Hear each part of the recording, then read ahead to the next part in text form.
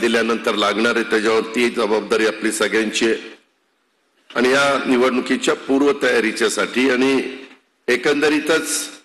पुढची आपली नवसंकल्प शिबिर 2025 हे घेत असताना पक्षाची पुढची वाटचाल कशी असली पाहिजे याकरता साईनगरी शिर्डी येथे आपण हे शिबिर आयोजित केलं। यामध्ये मला आशुतोष काळे आज आपल्यामध्ये इथं तो थांबू शकला नाही, त्याची पहिलीच दौरा ठरलेला होता परदेशामध्ये, पण पहिल्यांदा संभाजीनगरमध्ये 2 दिवसाचं 18-19 शिबिर होतं, पण काही कारणांनी थोडंसं जागेचा अडचण आली आणि त्याच्यातून नंतर अचानक हा निर्णय घेण्यात आला आणि त्याच्यात हे शिबिर इथं आपण शिफ्ट केलं। परंतु आशुतोषने सुरुवातीला सगळं लक्ष दिलं, त्याच्यानंतर त्याच्या अनुपस्थितीमध्ये बाबासाहेब खोते असतील, सुजय जगताप, कपिल पवार, संग्राम खोते, अशोक सावंत आणि इतर अनेक सहकाऱ्यांनी कष्ट केले आणि कमीत कमी वेळेमध्ये या शिबिराचं नियोजन अतिशय चोखपणे पार पाडण्याचा प्रयत्न त्यांनी केला। आपण लिमिटेड लोकांना बोलवलेलं होतं। काल थोडीशी माझ्याकडे तक्रार आली की दुपारचं लंच असताना थोडं काही ठिकाणी संख्या दुपटीनच वाढली। आपण काहीतरी 500 धरलेले होते ना, 1000च्या पुढे संख्या झाली, त्यामुळं थोडंसं काहींची काल गैरसोय झाली, पण रात्री त्याची नोंद घेण्यात आली आणि आताही संख्या जरा जास्तच दिसते, जरा वाढवलेलं बरं होईल असं, कारण बघा मागे बरेच जण उभे आहेत, तर त्या पद्धतीनं आपण सगळेजण करतोय। मी या शिबिराच्या नियोजनासाठी आशुतोष काळे हे तिकडे गेल्यानंतर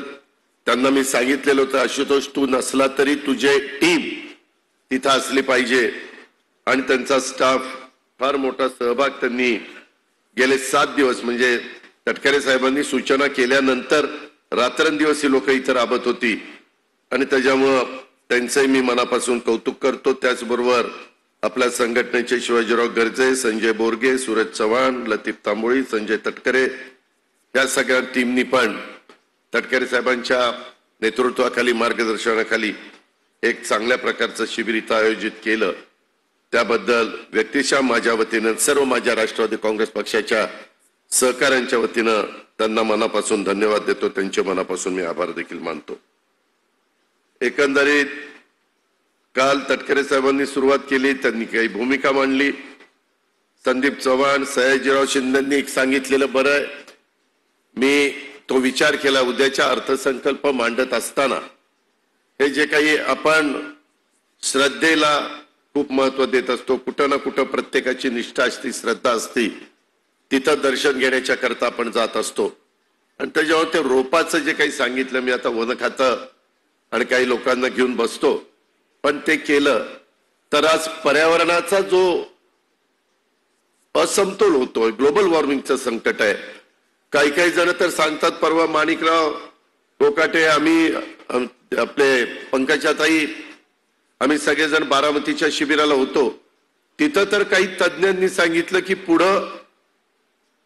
पाऊस सारखाच पडत राहणार आहे, फार विचित्र परिस्थिती होणार आहे, पुढं काय होईल ते सांगता येत नाही, पण हे ग्लोबल वॉर्मिंगचं संकट आहे, त्याची जबाबदारी आपली सगळ्यांची आहे, त्याच्यामुळे भावी पिढीचं नुकसान होऊ नये आणि म्हणून काही सूचना अतिशय विधायक अशा पद्धतीनं सयाजीरावांनी मांडलेल्या आहेत, त्याची पण नोंद मी सगळ्यांची भाषणं आम्ही सगळेच जण ऐकत होतो, फार बारकाईनं ऐकत होतो। आज देखील काल एवढी सकाळी इतक्या वाजता सुरू होणार म्हणून प्रांताध्यक्षांनी सांगितलेलं होतं, मेन प्रांताध्यक्ष जवळपास सारखेच आलो, तुमच्या मागे मी अर्धा मिनिटच होतो, त्याच्यामुळे मी वेळेत आलो, परंतु मला मुश्रीफ साहेबांचं, बाबासाहेब पाटलांचं, माणिकराव कोकाटेंचं विशेष अभिनंदन करायचं की ते वेळेत आले, बाकीचे मंत्री उशिरा आले ते जाऊ द्या, पण हे वेळेच्या आधी तुम्ही सगळेजण इथं आला। माझे म्हणणं आहे की कधीतरी अशा प्रकारचा प्रसंग असतो, सर्वांनी पक्षासाठी वेळ देणं गरजेचं आहे। पक्ष म्हणून, एक परिवार म्हणून आपण ज्यावेळेस काम करतो, माणिकरावांची तर सगळ्यांना नाशिककरांना पण ओळख आहे की दुपारी कितीला तयार होतात, दिलीप हसू नको, पण ते पण आज लवकर आलेले होते, नरहरी तुम्ही नव्हते आले वेळेत, तर सर्वांनी याची नोंद घ्यावी, कार्यकर्त्यांनी पण नोंद घ्यावी।